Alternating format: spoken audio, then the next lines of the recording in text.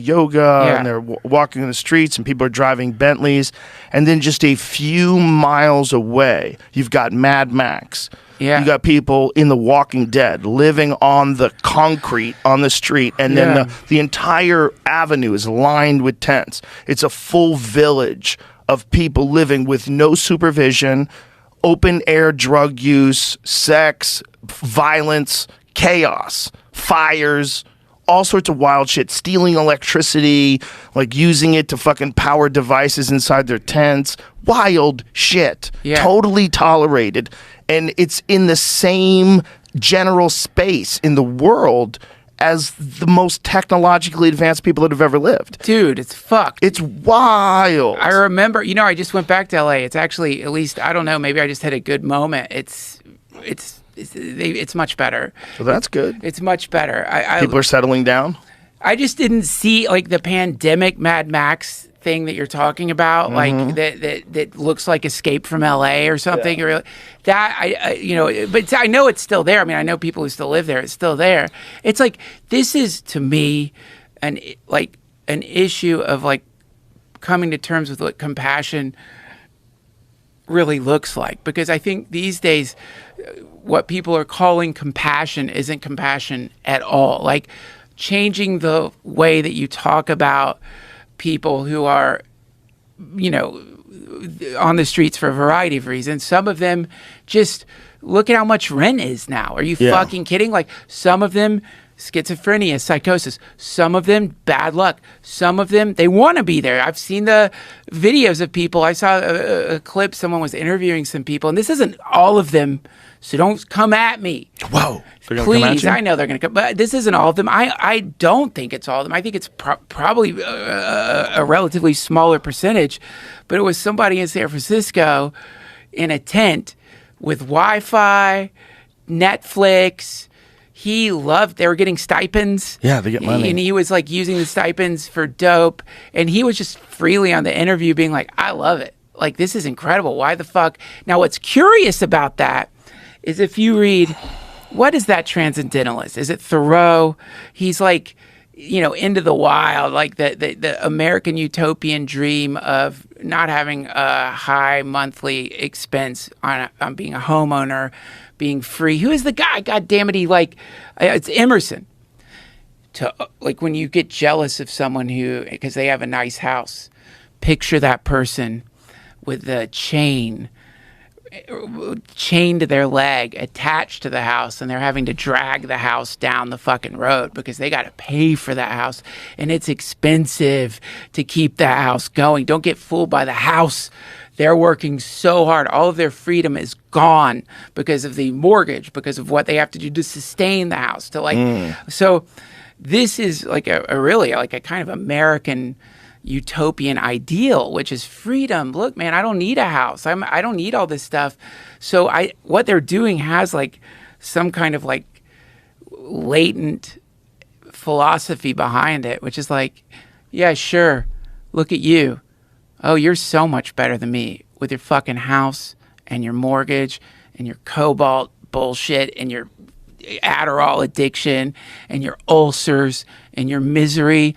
Oh yeah, you're much, much better than me. It's like, it's just a different version of side effects of capitalism. You're looking at, not bashing it, There's great things about it, but also when you see some people, it's like you're looking at people who've just been ground up in the gears of the damn thing. They couldn't make it work, So I think that regardless, the people should be contemplating, like, what is compassion? Like, what does it really mean? What does it mean? What does it really look like? Does it look like saying nice words and ignoring a horrible thing that's happening?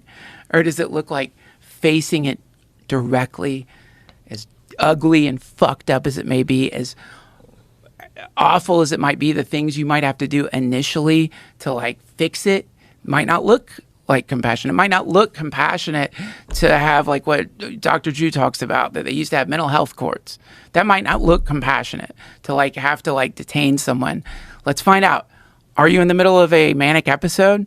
Are you schizophrenic? Do you have a head injury?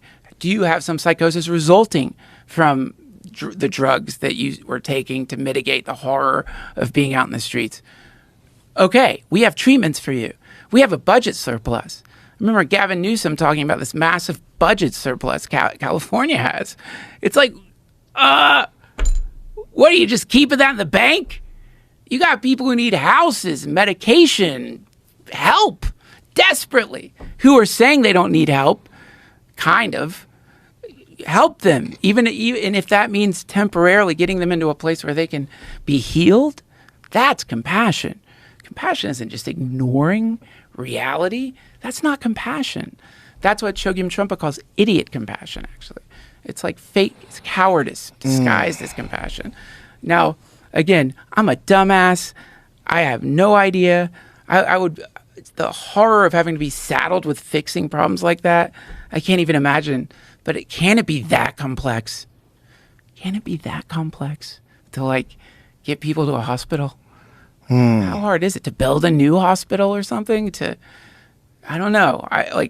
It feels like that was always the eerie thing about that, what you're talking about, that strange contrast you see in California between ultra wealth and hell realm level existence. Well, that's the contrast of the whole world, right?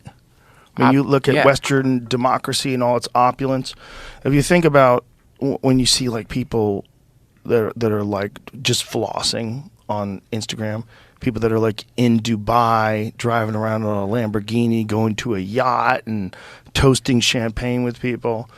I mean, it's wild, the difference between the people that live like that and the people that live in the cobalt mines.